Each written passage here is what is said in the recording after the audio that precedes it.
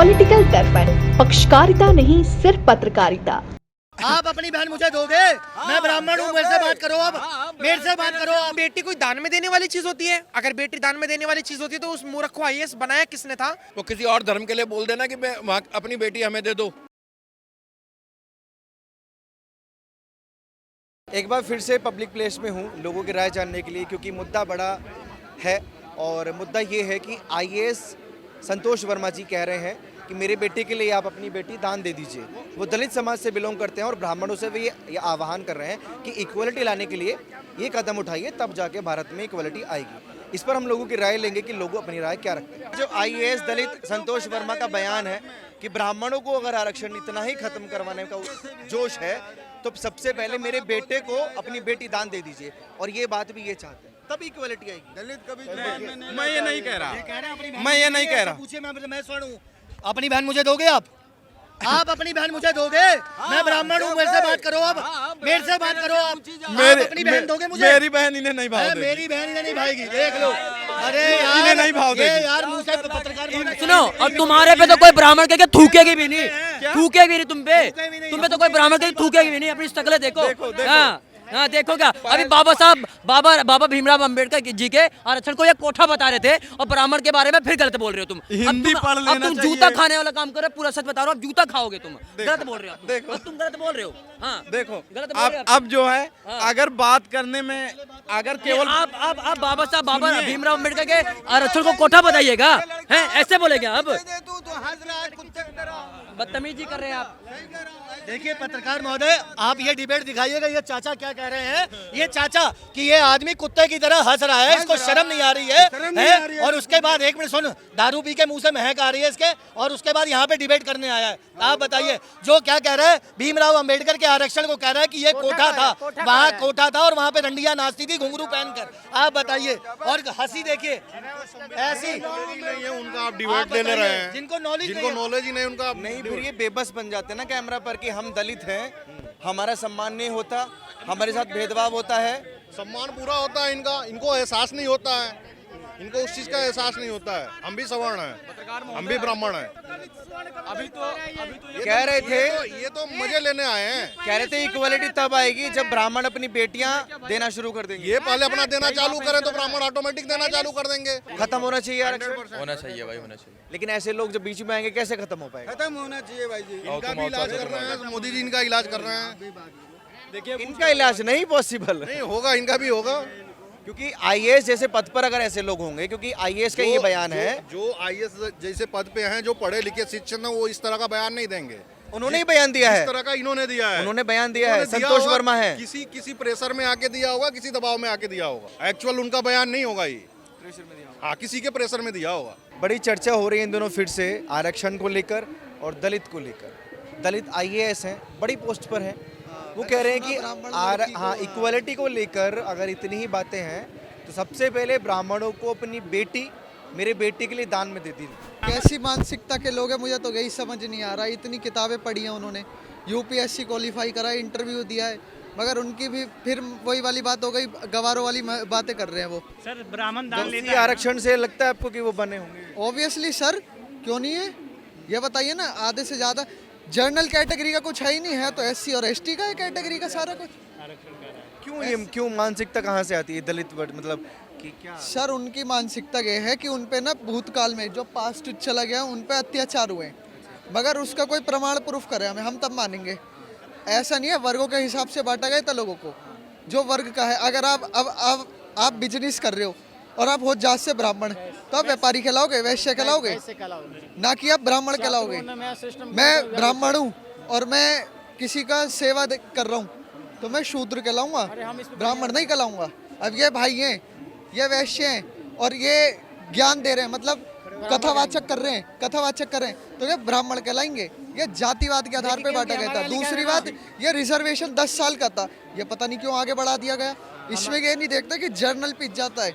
कितने लोग हैं सर, एक बात बताओ, आपके 100 में से 95 आ रहे हैं और मेरे 100 में से 60 आ रहे हैं।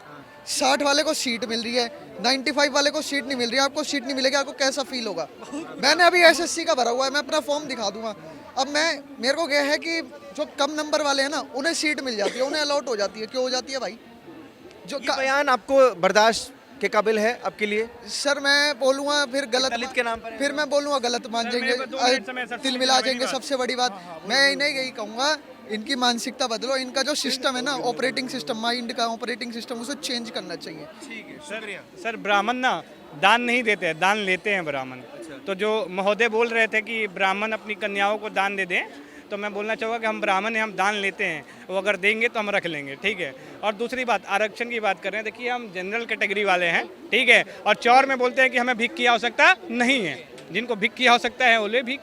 इक्वलिटी लाने के लिए कह रहे हैं कि कर दीजिए। इक्वलिटी आरक्षण से थोड़े ना आता है, वो आपके सोच पे निर्भर करता है, आपका सोच कैसा है, ठीक है। अब देखिए ये भाई साहब दलित है, आइए भैया, इक्वल इनको बराबर में इनको अभी इक्वलिटी दिखाते हैं, ठीक है। और दूसरी बात है, ये जो चोचले हैं, ये 10 साल के शुरुआती 10 साल के लिए थे। क्या करना चाहिए ऐसे लोगों का, मतलब जो ऐसी बेहुदा बातें करते हो समाज में? मैं तो बोल ही दिया उनसे कि उनसे बोलिएगा कि हम ब्राह्मण हैं और हम दान लेते हैं, अगर वो अपनी बेटी दान में देंगे तो हम ले लेंगे, बराबर की बात है। कार्रवाई क्या करनी चाहिए उन पर? कार्रवाई कुछ नहीं करनी चाहिए, वो अंधा टोपी गाँव में खिलाया जाता है, खिला दीजिए अंधा टोपी। ऐसा है, आरक्षण कमज़ोर वर्ग के लिए हुआ था जो हिसाब से, लेकिन होता क्या है कि आरक्षण में एक ही वर्ग के लोग उसको मतलब हर बार हर प्रमोशन में हर उसमें वो ही लेता जाता है, दूसरे बंदे वंचित हो जाते हैं। हिसाब से तो ये होना चाहिए कि अगर एक फैमिली में एक या दो बंदों को आरक्षण मिल गया है तो बाकी दूसरे बंदों को आरक्षण मिलना चाहिए, हिसाब जो दूसरे बंदे भी अपने नीचे उससे वंचित तबका उठे ऊपर। पर है क्या कि उसमें भी आरक्षण में भी जो एक बंदे जिनको मिल चुका है वही उसका बार बार एंजॉय कर रहे हैं। और फिर भी वो अगर ये बोलें कि ब्राह्मणों को अपनी बेटी दान में दे देनी चाहिए, दलितों को, क्यों दे देनी चाहिए? क्यों दे देनी चाहिए ये बताओ ना, रीजन क्या है इसके पीछे? वो कह रहे हैं इक्वलिटी आ जाएगी समाज में। इससे इक्वलिटी आ जाएगी? किस तरह से आ जाएगी इक्वलिटी, पता तो चले। नहीं, ब्राह्मण सारे क्या बहुत उच्च वर्ग के हैं? ब्राह्मण में कोई गरीब नहीं है। यही बात बोले होते कि यही आरक्षण ब्राह्मण को दे दे, इक्वलिटी आ जाता। अभी बवाल खड़ा हो जाएगा, फिर वही बात ना, मतलब है अभी बवाल खड़ा हो जाएगा। सवाल तो खड़ा कर दिया है उन्होंने जब से ये बात बोली है। हिसाब से तो अभी सुप्रीम कोर्ट के जज ने भी बोला है कि क्रीमी लेयर को दोबारा उसका बेनिफिट नहीं मिलना चाहिए।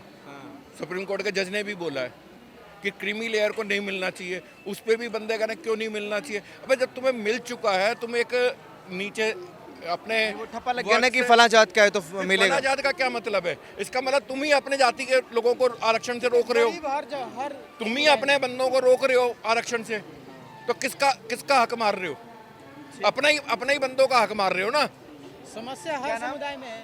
आकाश, अभी एक बड़े ऑफिसर IAS और संतोष वर्मा उनका नाम है, दलित समाज से बिलोंग करते हैं, कह रहे हैं कि भेदभाव खत्म करना है तो ब्राह्मणों को अपनी बेटियां दान में दे देनी चाहिए और किसी ब्राह्मण को मेरे बेटे के लिए बेटी दे देनी चाहिए। एक मैं आपको पहले बताऊं कि देखो, अगर उन्होंने दान वाला वर्ड यूज करा है तो बहुत गलत वर्ड यूज करा है, क्योंकि जैसे लाइक मैं सनातन धर्म से बिलोंग करता हूँ, तो हमारे धर्म में एक श्लोक है, यत्र नरसु तो पूजनते रमनते तत्र देवता, अर्थात जहाँ पे नारी की पूजा होती है वहीं पे देवता का वास होता है।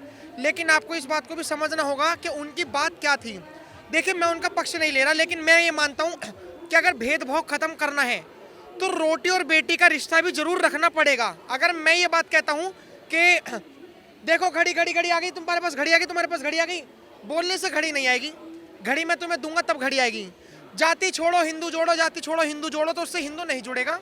उसके लिए हमें रोटी और बेटी का रिश्ता रखना पड़ेगा।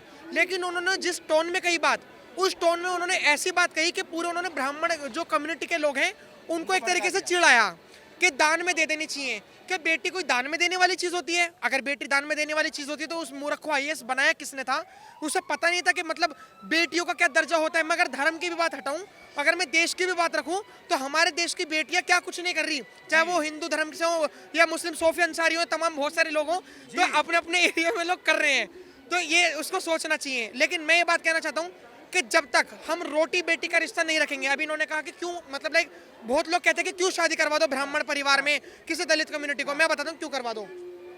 इसका एक रीज़न, जैसे मैं हूँ, मैं मान के चलो मैं मान के चलो मैं जाट हूँ और मैं जाट ही करता रहूँगा। कोई अगर गुर्जर कम्युनिटी का है और जाट और गुर्जर के आपस में शादी होगी तो उससे जो संतान पैदा होगी वो अपने आप में ये भाव नहीं रखेगी कि मैं जाट मैं गुर्जर, तो ऐसे ऐसे करके फिर उसकी संतान होगी, फिर किसी और की संतान होगी, वो आपस में शादी करेगी, ऐसे ऐसे करके। और इस सरकार ने बहुत पहले से बढ़ावा दे रखा है इंटरकास्ट मैरिज को। तो मुझे लगता है कि इंटरकास्ट मैरिज होनी चाहिए अगर किसी का मन कर रहा है तो, कोई दबाव नहीं है। रही बात रिजर्वेशन की, लोग रिजर्वेशन को बहुत क्रिटिसाइज करते हैं कि सुनिए मर्जी पर डिपेंड करता है कि दो लोग अपने पसंद से शादी कर रहे हैं तो शायद किसी को आपत्ति नहीं होनी चाहिए, लेकिन जबरदस्ती कोई बोले कि आप अपनी बेटी मुझे दे दो मेरे बेटे के लिए और उससे संबंध बनाने के लिए, तो कोई भी इंसान चिढ़ जाएगा भैया। अरे तो भाई बेटी मांग रहे हो या कोठे वाली वो मांग रहे हो? ये बात तो सोचनी पड़ेगी ना कि अगर अपने बेटे को है तो तुमने इतना नल्ला बना रखा है, इतना बेरोजगार छपरी बना रखा है कि उससे कोई बेटी सेट नहीं हो पा रही, या तुम उसके लिए कोई अपनी बेटी नहीं ढूंढ पा रहे हो इसलिए कह रहे हो कि दान में दे दो। लेकिन मेरा एक पॉइंट है, अभी लोग आरक्षण को क्रिटिसाइज कर रहे हैं। रिजर्वेशन अगर आप बहुत डीपली देखोगे, रिजर्वेशन बिल्कुल भी गलत नहीं है। अगर लोग कहते हैं कि SC/ST के लिए रिजर्वेशन है, OBC के लिए रिजर्वेशन है, तो जनरल वालों के लिए क्यों नहीं? तो EWS रिजर्वेशन है। रिजर्वेशन सही है, रिजर्वेशन मेरे हिसाब से गलत है। नहीं, आपके हिसाब से गलत, मुझे नहीं पता आप किस एंगल से गलत बोल रहे हो। देखिए SC/ST जात का एंगल जो आता है आरक्षण में मेरे हिसाब से वो बिल्कुल मिथ्या है, बिल्कुल गलत है। जब आप जात का एंगल नहीं आना चाहिए, जब आपको आर्थिक एंगल आना चाहिए। मैं बिल्कुल समझ रहा हूँ आपकी बात। आपने कहा कि आर्थिक एंगल आना चाहिए। जब जात के नाम पर शहर में नहीं होता भेदभाव, लेकिन अगर आप कभी गांव में जाओगे ना तब आपको पता पड़ेगा कि जात के नाम पर कितना भेदभाव होता है। अगर मैं बस इसमें आरक्षण में बस एक चीज गलत मानता हूँ कि जिन लोगों को रिजर्वेशन मिलना चाहिए SC/ST वालों को, अभी उन लोगों को नहीं मिल रहा। 77-78 साल हो गए आजादी को, आरक्षण मिलते मिलते क्या वो भेदभाव खत्म हो गया गाँव में? मैं आपसे पूछना चाहता हूँ, क्या पूरी तरीके से कंप्लीटली तरीके से रिजर्वेशन मिला? कहाँ रुका? रिजर्वेशन तो मिल रहा है, आज भी क्यों नहीं मिल रहा है? आप कहाँ से बिलोंग, कौन से स्टेट से बिलोंग करते हो? मैं उत्तर प्रदेश से बिलोंग करता हूँ। उत्तर प्रदेश में 76 जिले हैं, पहले 75 थे, एक जिला और बढ़ेगा 76 जिले। आप मेरे को 76 जिलों में से कोई सा भी आपका मनपसंद जिला हो उसका नाम बताइए, मैं उस जिले के उस गांव में से मैं आपको ऐसे ऐसे परिवार बता दूंगा जो आज भी मजदूरी करते हैं और वो उनको तनख्वाह नहीं मिलती, उनको पैसे नहीं मिलते, बड़े बड़े जमींदार उनकी मार लेते। क्यों? नहीं, गरीबी के आधार पर नहीं, जाति के आधार पर। जाति है उसका रीजन, जाति है। अगर मैं जनरल कैटेगरी से बिलोंग करता हूँ और अगर मैं गरीब हूँ और मैं रोना कर रहा हूँ कि रिजर्वेशन क्यों मिल रहा है, किसी को आरक्षण क्यों मिल रहा है, तो अगर मैं जनरल से हूँ और अगर मैं गरीब हूँ तो मुझे EWS भी तो मिल रहा है। आपने यूपी के जिलों में, यूपी के गाँव में मजदूर जो दलित जात के लोग हैं वो देख लिए, क्या मजदूर गरीब ब्राह्मण जात का नहीं मिला आपको कोई? बिल्कुल। हाँ, तो क्यों भेदभाव ये करना है कि गरीब वो दोनों होता है? मैं बता रहा हूँ, सुनिए मेरी बात। मुझे ब्राह्मण भी बहुत गरीब मिले, ठाकुर भी मिले, और जो बनियों बताते पैसों वाले, मुझे सबसे बड़े गरीब तो वो मिले, लेकिन उनको EWS मिल तो रहा है रिजर्वेशन। अगर जो गरीब है जिसकी 9 लाख रुपए से सालाना कम की सैलरी है उसका तो EWS कार्ड बना हुआ है, और अगर नहीं बना हुआ तो उनके में कमी है, बनवाओ जाके इकोनॉमिकल वीकर सेक्शन का कार्ड। खैर आपका डिबेट लंबा, क्या आपको जवाब नहीं है? आप मेरे को बताइए, आरक्षण आप कह रहे हैं कि आरक्षण नहीं मिल पा रहा है किसी को? क्या? मैं कह रहा हूँ सबको आरक्षण मिल रहा है जो अप्लाई कर रहा है। सबको कहाँ मिल रहा है? अरे आरक्षण कब मिलेगा? बताइए। जब कोई स्कूल पढ़ने जाएगा उसको आरक्षण मिलेगा, बिल्कुल। किसी जॉब में जाएगा उसको आरक्षण मिलेगा। जब कोई बच्चा स्कूल ही नहीं जाएगा तो उसको क्या सरकार घर बैठ के आरक्षण दे दे, उसके मुंह में ठूस दे कि लो लो भैया आरक्षण? कौन स्कूल नहीं जा रहा? आपको पता है कि बच्चे स्कूल नहीं जा रहे? कितने लोग हैं, मैं आपको बता कितने रहा हूं, लोग हैं ऐसे इस दुनिया में, इस भारत में, इस भारत के गाँव में जो स्कूल नहीं जाते हैं? मैं बता रहा हूँ, उनकी जिम्मेदार कौन है? उनकी जिम्मेदार भी सरकार है, उनकी जिम्मेदार भी आरक्षण वाले हैं। उनकी जिम्मेदार समाज है, उनके जिम्मेदार समाज रोक रहा है उनको। समाज रोक रहा है। अरे कैसी बात कर रहे हो यार? उनके जिम्मेदार उनकी जाति के पढ़ने लोग भी से हैं। कोई नहीं अरे रोकता मैं मेरे बता रहा हूं, भैया। सुनिए। समाज ना 2 तरीके का है।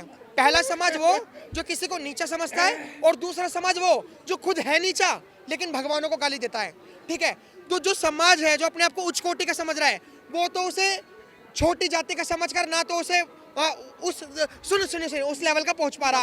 और हाँ मैं बता रहा हूँ, और जो सामान्य वर्ग का व्यक्ति है, जो सामान्य वर्ग का समाज है, जो जय भीम वाले जो गाली देते हैं भगवानों को, उनके चक्कर में वो और भड़क जाते हैं। मतलब तो इस चक्कर में समाज की वजह से बच्चे स्कूल नहीं जाते, हाँ। समाज की वजह से बच्चे पढ़ नहीं पाते। बिल्कुल। मैं आपको 2-3 बड़े इन्फ्लुएंसर का नाम सुनाना चाहता हूँ। सौरभ जोशी का नाम आपने सुना हाँ, होगा, बिल्कुल। बड़े यूट्यूबर है। एलविश यादव का नाम सुना होगा, बड़े यूट्यूबर है। बीबी के वाइन आपने नाम सुना होगा, बड़े यूट्यूबर है। उनकी आप जीवनी पढ़िए, यूट्यूब पे ही जाके देख लीजिए। उन्होंने खुद ये बात बोली कि हमारे पड़ोसी हमें कितना तंग करते थे कि जब हम वीडियो बनाना शुरू किया था हमने, तो कैसे टॉन्ट मारते थे। अगर वो भी उस समाज की वजह से चुप बैठ जाते तो आज वो उस लेवल पर ना पहुंचते। तो हमारा भी एक कर्तव्य बनता है साहब कि हम उस समाज की बातों को इग्नोर करें और जो हमें करना है उस लक्ष्य तक हम पहुंच जाएं। अब यूट्यूब का समाज मालिक तो बहुत अच्छा बोलेगा। भाषण दिया। अब यूट्यूब का मालिक कौन है पहले मेरे को ये भी बता दो। अब मालिक से आपका क्या नाम- लेना देना? अब सुनिए मेरी बात, आपका अब नाम यूट्यूब के मालिक से क्या लेना ओ देना? न्यूज हिंदी का पत्रकार दीपक शर्मा है, और अगर मैं ओ न्यूज के पास कैमरामैन की जॉब लेने जाऊंगा, और अगर मैं छोटी जाति का हूं, वैसे तो दीपक शर्मा बहुत बढ़िया व्यक्ति है, वो ऊंच नीच में फर्क नहीं देखता, लेकिन अगर दीपक ने अगर मुझे काम नहीं दिया कैमरामैन का, तो शायद मेरे पे अपॉर्चुनिटी खत्म हो जाएगी। यूट्यूब का मालिक कौन है? यहूदी है, इजरायली है, ठीक है, मार्क, वो तो फेसबुक का है, मार्क जुकरबर्ग, ठीक है ना, मेटा वगैरह का। अब अरे सुनिए, लॉजिक सुनिए, क्या है? अरे लॉजिक क्या है कि अगर कोई उस जाति का व्यक्ति है जिसका शोषण हो रहा है, और जो नीच जाति का व्यक्ति है जिसे लोग अलग अलग जाति के नाम से बुलाते हैं, वो उसे अपने पास नहीं बुलाना चाहते। आप एक बार बस गांव में चले जाइए, आपको रिजर्वेशन का सारा मसला ही खत्म हो जाएगा। मैं गांव पहले- से बड़ा हाँ, हूँ, आप- गांव से ही बिलोंग हाँ, करता तो हूँ। आप सुनिए, बुलंदशहर जिले आप में उस जाति उत्तर से प्रदेश में belong मेरा नहीं करते गांव ना? आता है। आप उस जाति से बिलोंग नहीं करते ना? क्या मतलब क्या फर्क पड़ता है? मेरा कहने का मतलब है कि देखो, मेरी क्लास में कितने दलित बच्चे मेरे साथ बेंच पर पढ़े बहुत हैं बढ़िया। मेरे ही स्कूल में। बिल्कुल। उनको तो किसी ने नहीं रोका, रोकना लेकिन भी जिन नहीं चाहिए। बच्चों को रोक दिया जाता है उनको समाज रोक देता है। देखिए, ये आपकी मानसिकता है, मेरी मानसिकता नहीं है। मानसिकता नहीं है। आप एक बार गांव चले जाइए, सुनिए मेरी अरे बात। साहब, मैं गांव आप से पला बड़ा में- हूँ। आप गांव में चले जाइए, मैं गांव से ही पला बड़ा अभी हूँ। आपकी जो वीडियो देखेंगे वो कुछ अब सिग्मा वाली रील निकालेंगे। अब क्या होगा कि जैसे मैं हिंदुओं के लिए बात करता हूँ, अब वही हिंदू वाले मेरे को क्रिटिसाइज करेंगे, अबे देखो ये तो जातिवादी बन गया। मैं तो अभी भी कहता हूँ कि तेरा मेरा रिश्ता क्या, लोग कहते हैं ला इलाहा इल्लल्लाह, लेकिन मैं कहता हूँ कि तेरा मेरा रिश्ता क्या, हिंदू हिंदुत्व। लेकिन ये सिर्फ नारा नहीं बन के रह जाना चाहिए, रोटी और बेटी का रिश्ता भी होना चाहिए। और आरक्षण का मैंने आपको बता दिया, आरक्षण बिल्कुल गलत नहीं है, सबको मिल रहा है आरक्षण मोदी जी के आने से। ठीक है, और बहुत अच्छा। 2019 में इकोनॉमिकल वीकर सेक्शन जनरल वालों को भी मिलने लग गया। तो ये आरक्षण का रोना होना ही नहीं आरक्षण चाहिए। जो है ना, ये आरक्षण ही सबसे ज्यादा बुरा गंदा है मुद्दा जो आरक्षण का है। आरक्षण तो होने नहीं चाहिए। पहली बात, समान माना जाए। जो व्यक्ति नागरिक यहाँ का है इंडिया में, वो समानता का अधिकार दिया जाए। आरक्षण पारक्षण सब खत्म। ये तो अंग्रेजों के शासन में था, जी मुगल आप किस शासन बात में बोलना आया। चाहते थे? मैं ये कह रहा हूँ, जो अभी आपने कहा ना, उसने कहा, जो जिस बंदे ने भी कहा कि हिंदू अपनी बेटी दे दे, यही चीज़ वो किसी और धर्म के लिए बोल सकता है? एक हिंदुओं को झुंझुना बना रखा लोगों ने कि जो मर्जी आके बोल दो, तो किसी और धर्म के लिए बोल देना कि वहाँ अपनी बेटी हमें दे दो, पता चल जाएगा उसे फिर। मतलब गलत बयान है। बहुत शुक्रिया, सभी लोगों से बात कर रहे थे और अलग अलग तर्क, अलग अलग राय लोग रखते हैं। आप लोग अपनी राय प्लीज़ कमेंट बॉक्स में दीजिए।